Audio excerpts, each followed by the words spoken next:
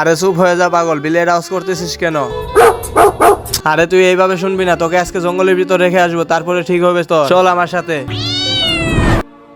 ভাইয়া আমার তো হিসু আইছে, যা তাড়াতাড়ি করে আয়। চুচু হ্যাঁ চু চু চু। ওই যা যা আছে তোর কাছে তাড়াতাড়ি বের কর, চালাকি করলে গলা কেটে ফেলবো। আরে আরে আমাকে ছেড়ে দাও, আমার কাছে তো কোনো কিছুই নেই। হ্যাঁ আরে এই জঙ্গলে শিয়ালের আওয়াজ কোথা থেকে আসতেছে? আরে হ্যাঁ হাতির আওয়াজও আসতেছে। হ্যাঁ ভাই, মনে হইতাছে এখানে জঙ্গলি জানোয়ার এসে পড়বে আর আমাদের খেয়ে ফেলবে। বাঘ এখান থেকে এই তো চলে গেছে।